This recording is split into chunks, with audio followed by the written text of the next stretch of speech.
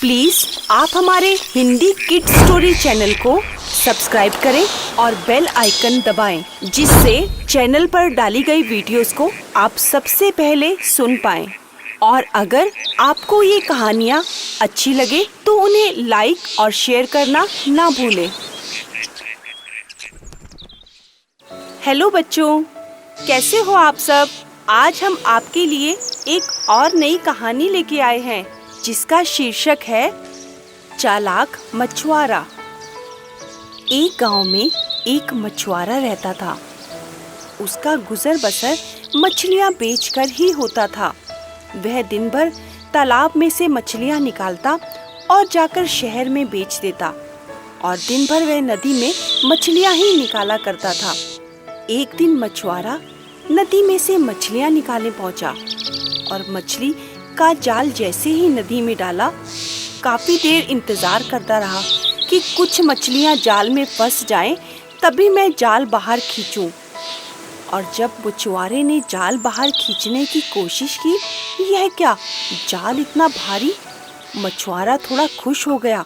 उसे लगा आज तो बहुत मोटी मोटी मछलियां फंसी हैं, लगता है जाल तभी भारी है। अब मछुआरे ने जैसे तैसे करके वह जाल खींचा। अब जाल को खींचते ही जैसे उसने नौका में रखा, ये क्या, कुछ मछलियों के साथ एक कांच की बोतल थी। अब मछुआरे ने जाल में से खींचकर वह बोतल बाहर निकाली और देखने लगा, अरे यह बोतल इतनी भारी कि मुझसे तो जाल भी खींचा नहीं जा रहा था। मछलियां तो आज जाल में फंसी नहीं, सारा भार क्या इस बोतल का ही था। मछुआरा उस बोतल को देखकर बहुत हैरान हुआ। उसका ढक्कन भी बड़ा अजीब सा था। मछुआरे के मन में विचार आया कि खोल के तो देखो इस बोतल में है क्या। अब मछुआरे ने उस ढक्कन को खींचकर खोल दिया। ये क्या, जैसे ही मछुआरे ने उस बोतल का ढक्कन खोला, उस बोतल में से तो काले रंग का धुआं निकलना शुरू हो गया और वह काले बादल की तरह नदी पर छा गया। और धीरे धीरे वह धुआं एक जिन के रूप में प्रकट हो गया। अब मछुआरे की तो जान निकल गई। वह थर-थर कांपने लगा। जैसे ही उसने इतना विशालकाय जिन देखा, वह डर गया और बोलने लगा, तुम कौन हो और इस बोतल में कहाँ थे? तुम कहाँ से निकले? अब वह जिन बोला, हा हा हा हा हा, मैं इस बोतल में रहता था। आज तुमने मुझे इस बोतल से निकाल दिया, तुम्हारा बहुत धन्यवाद। मैं कई सालों से इस बोतल में बंद हूँ। मैं एक जादूगर था और बड़े बड़े लोग मुझसे डरते थे, दुबकते थे मेरे जादू से। लेकिन एक जादूगरनी ने मुझे अपने जादू से जिन बना दिया और मुझे इस बोतल में बंद करके समुद्र में फेंक दिया। लेकिन बहते बहते मैं इस नदी में आ गया और बाहर निकलने की बहुत कोशिश की, लेकिन मैं तो बाहर ही नहीं निकल पाया। लेकिन खुशनसीबी देखो, आज तुमने मुझे इस बोतल से बाहर निकाल दिया। थक गया था मैं इस बोतल के अंदर कई बरसों तक रहते रहते। आज तुमने मुझ पर मेहरबानी कर दी, लेकिन आज तुम्हें अपनी जान से हाथ धोना होगा। जैसे ही यह बात जिन से सुनी, मछुआरा तो थर-थर कांपने लगा। बोला, जान से हाथ धोना पड़ेगा? यह क्या, मैंने तो तुम्हें बोतल से बाहर निकाला है और तुम मुझे मार दोगे? जिन ने कहा, हाँ, क्योंकि ये राज आज तुम जान गए हो और तुम लोगों को बताओगे कि मैं बोतल से बाहर निकल गया।